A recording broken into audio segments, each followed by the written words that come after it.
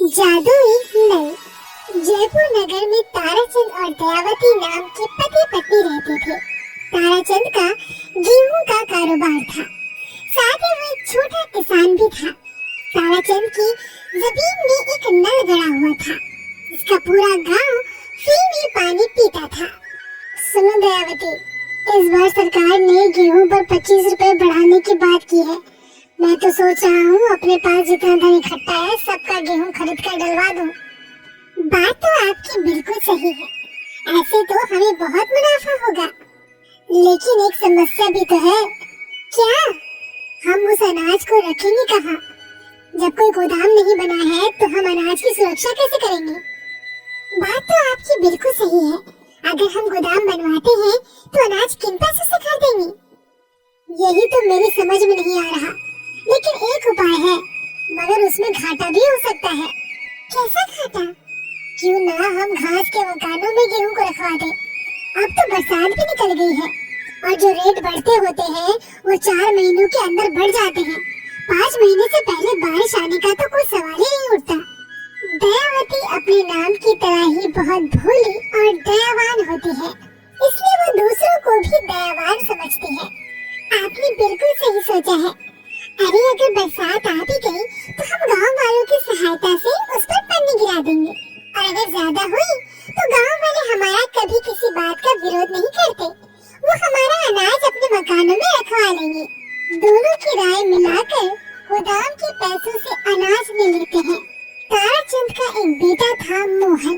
मोहन पढ़ने में बहुत तेज दिमाग का लड़का था। माँ, ये इतना सारा अनाज क्यों दिया है? पहले गोदाम ही बनवा लेते। इस बार गेहूं के रेट बढ़ने वाले हैं, इसलिए अनाज में जो मुनाफा होगा उससे तेरा विवाह हो जाएगा और बाकी पैसों से हम गोदाम बनवा लेंगे।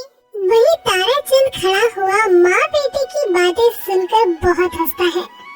उसके गांव में मुंगेरी लाल नाम का एक सेठ रहता था, जो हर समय एक ही कोशिश में रहता था, लेकिन मुंगेरी लाल की निगाह हर वक्त ताराचंद की अमीरी पे रहती थी। मुंगेरी लाल हर समय अपने साथ 2 वफादार नौकर रखता था। सेठ जी, आपको कुछ खबर भी है? अरे इतना क्यों चिल्ला रहा है? कोई आसमान फट गया क्या, या धरती आसमान को निकल गई है? ना, धरती फटी ना, और ना ही आसमान फटा, लेकिन खबर ऐसी लाया हूँ जिसे आप सुनेंगे तो आपके पैरों के नीचे जमीन जरूर खिसक जाएगी। ऐसी क्या खबर लाया है जो तू इतना उतावला हो रहा है? जल्दी सुना, क्या खबर है? सेठ जी, आपके परम मित्र ताराचंद ने इस बार पूरे 100 टन अनाज खरीदा है। मुंगेरी लाल राजेश की बातों को सुनकर हैरान हो जाता है। अच्छा? हाँ, लेकिन उससे इतना अनाज की क्या जरूरत पड़ गई? उसे क्या शहर और गांव में भंडारे करवाने हैं? नहीं सेठ जी, उसका बेटा जवान हो गया है, तो शायद उसके विवाह के लिए 100 टन अनाज खरीदा होगा। इतने अनाज से क्या मेहमानों को 1 साल तक रोटी खिलाएगा? सेठ जी, आपको तो कुछ हिसाब किताब का पता ही नहीं रहता। अरे सरकार ने गेहूं पर 25 रुपए बढ़ा दिए हैं। कब बढ़ा दिए? आज से 3 दिन बाद को 25 रुपए बढ़ जाएंगे, इसलिए मुनाफे की वजह से ताराचंद ने 100 टन अनाज खरीद लिया है।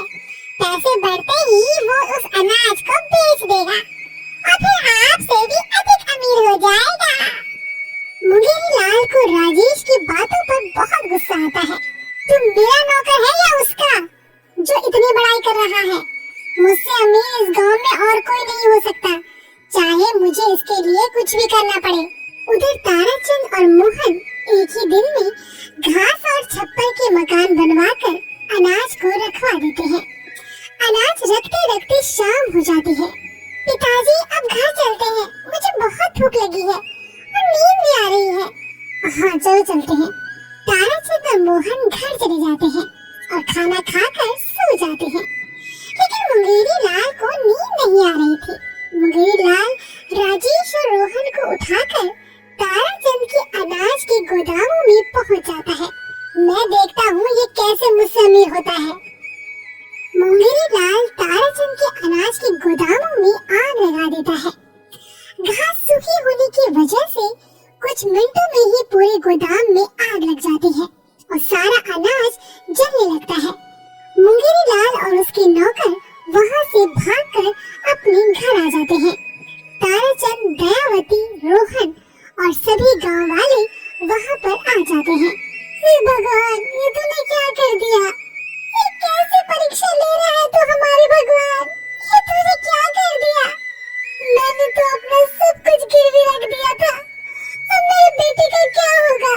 मेरे सामने मेरा सब कुछ जल रहा है और मैं कुछ भी नहीं कर सकता। अरे कोई तो पानी डालो, बुझाओ इस अनाज की आग को, नहीं तो मेरे प्राण निकल जाएंगे। अरे कोई तो बचाओ, बचाओ। सारे गांव वाले मिलकर अनाज पर पानी गिराते हैं, लेकिन मुंगेरी लाल ने आग इतनी भीषण लगाई थी कि अनाज का एक भी दाना नहीं बचा और पूरे 100 के 100 टन अनाज वहीं जलकर राख का ढेर बन गया। इतना नुकसान होने की वजह से ताराचंद सपने में आ गया था और बीमारी के कारण खाट पर टिक गया। अब ताराचंद उठ बैठ भी नहीं सकता। पिताजी, आप कब तक पुरानी बातों को सोचते रहोगे और इस तरह बीमारी को बढ़ाते रहोगे? हमारे नसीब में जो होना है वो तो होकर ही रहेगा। फिर आप इस सदमे से बाहर क्यों नहीं आते हैं? ताराचंद की आंखों में मोहन की बातें सुनकर आंसू बहने लगते हैं।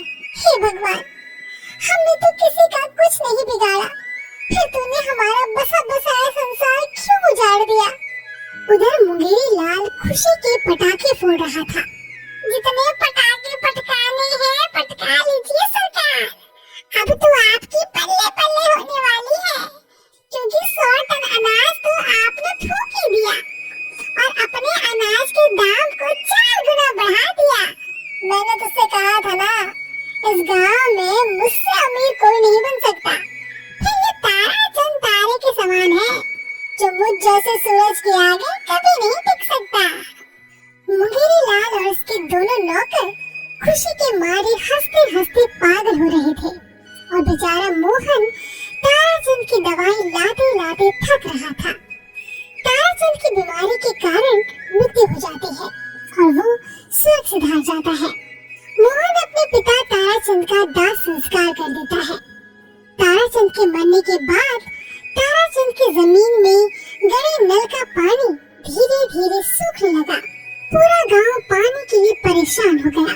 इसमें से तो पानी भी नहीं निकल रहा, लगता है दूसरे गांव से पानी लेकर आना पड़ेगा।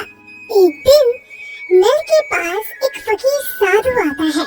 वो मोहन से कहता है, मुझे पानी पिला दो बेटा।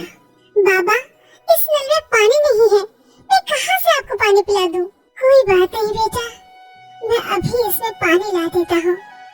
ये पानी कभी सूख नहीं सकता, लेकिन कभी भी इस नल के पानी का गलत उपयोग किया गया तो उसकी वही एक जहरीले सांप के काटने से मृत्यु हो जाएगी।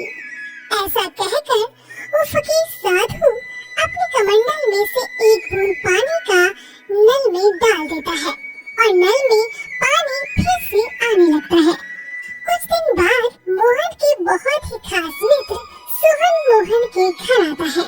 मित्र, मुझे पता है तुम इस समय बहुत ही कठिन परिस्थिति में हो और एक मित्र का फर्ज है कि वो उसकी कठिन परिस्थितियों में उसका साथ दे, और तुमने वो फर्ज अदा किया है।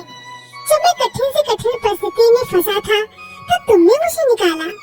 सब समय समय की कहानी होती है, लेकिन अब मेरा फर्ज है कि मैं तुम्हें इस कठिन परिस्थिति से निकालूं।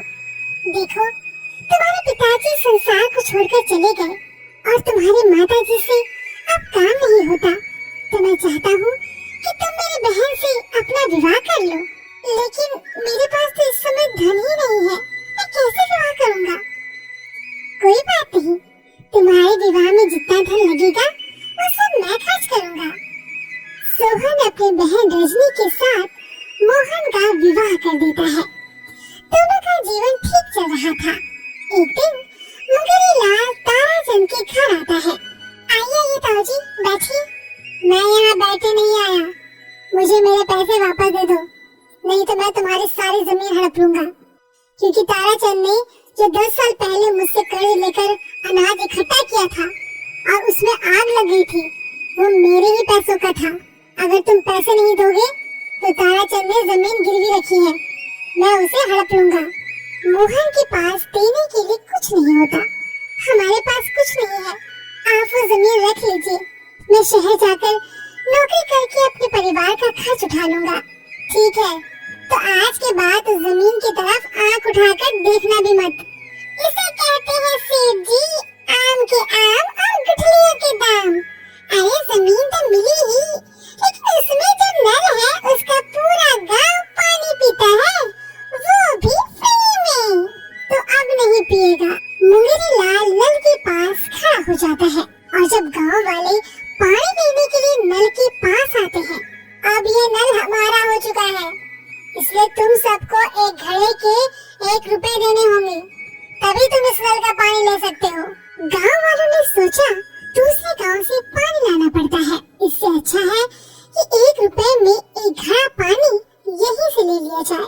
गांव वालों ने ये बात मंजूर कर ली और मुंगेरी लाल ने जैसे ही नल चलाया, मुंगेरी लाल के पैर में सांप ने काट लिया। वो दौड़ता हुआ मोहन के पास पहुंचा। मोहन ने सारी बात मुंगेरी लाल को बता दी। अगर आपने कोई गलत काम किया हो तो बता दीजिए, नहीं तो आपकी कुछ ही देर में मृत्यु हो जाएगी। मुंगेरी लाल मोहन को अनाज के बारे में सब कुछ सच सच बता देता है कि आग उसी ने ही लगाई थी। तो आप हो आस्तीन के सांप, आपने मेरे पापा के साथ धोखा किया, मुझे माफ कर दो और ये लो अपनी जमीन के कागज, इन्हें भी तुम रख लो, मुझे तुम्हारी जमीन नहीं चाहिए और जो अनाज तुम्हारा फूका था उसके भी पैसे ले लो और इस जादुई नल का पानी आज से गांव वालों के लिए फ्री रहेगा और मैं कोशिश करूंगा कि ज्यादा नल गड़वा सकूं। मुंगेरी लाल अनाज का पैसा वापस कर देता है और जादुई नल से पूरा गांव पानी पीने लगता है। मुंगेरी लाल का इलाज हो जाता है और वो बच जाता है।